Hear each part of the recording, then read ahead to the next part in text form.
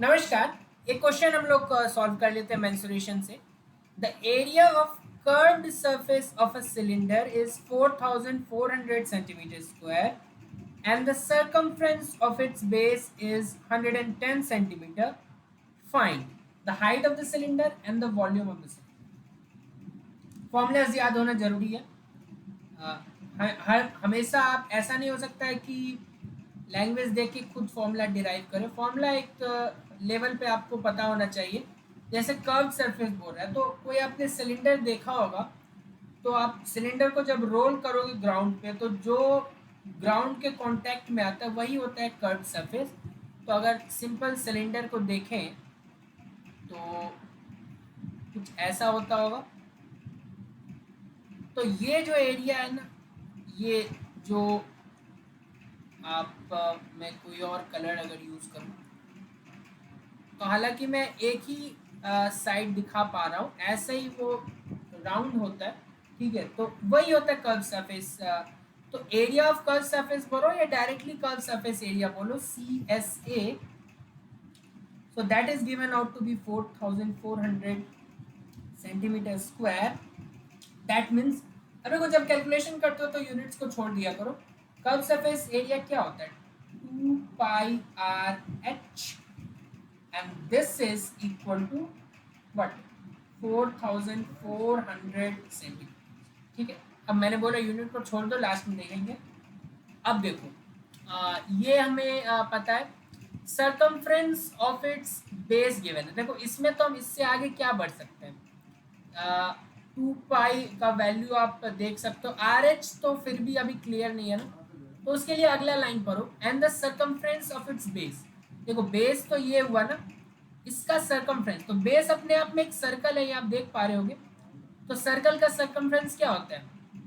Circle का circumference बोला है ना 2πr। ठीक है, तो 2πr हमें गिवन है। कितना गिवन है? सरकमफ्रेंस ऑफ इट्स बेस, और बेस अपने आप में सर्कल होता है, सर्कल का 2πr होता है। तो circumference of its base is given out to be 110 centimetre. That means also 2πr equals to 110, ये हमें गिवन है। अब आप या तो इससे r का वैल्यू निकालो या फिर इसको डायरेक्टली यूज कर लो। कहाँ पे? r का वैल्यू निकाल ही लेते हैं यहाँ से। ठीक है, तो इसको इक्वेशन 1 मान लो या तो इसको इक्वेशन 2 मान लो, और r का वैल्यू फिलहाल निकाल लेते हैं। तो 2 इंटू पाई का value 22/7 into r equals to 110। r का वैल्यू क्या हो जाएगा? 110 इंटू 7/22 इंटू, तो 22 से 5 टाइम्स में 10 कटता है 110, तो पता होगा। तो ये आ गया हमारे पास 35/2। ठीक है, और यूनिट्स क्या होगा? रेडियस हालांकि पूछा नहीं है, लेकिन इसका सेंटीमीटर होगा ना। ठीक है, आप चाहे तो इसको एक स्टेप और कर सकते हैं, तो 17.5 सेंटीमीटर लिख सकते हैं। हालांकि जब हम कैलकुलेशन करने वाले तो 35/2 यूज करेंगे, फाइनली लिखने के लिए 17.5। अब हम बोल सकते हैं 1 और 2 से हम क्या कर सकते हैं? फ्रॉम 1 एंड 2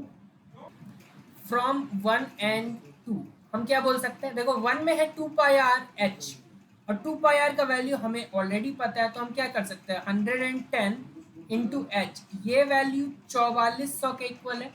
तो यहाँ से h हमें मिल जाएगा, क्या मिल जाएगा? 4400/110। पहले तो जीरो कैंसिल करो, ये 4 टाइम्स और ये जीरो, तो h का वैल्यू 40 आ गया, और यूनिट क्या होगा? सेंटीमीटर। तो क्या हमसे हाइट पूछा था? हाइट ऑफ सिलेंडर हमने क्लियर कर लिया 40 सेंटीमीटर।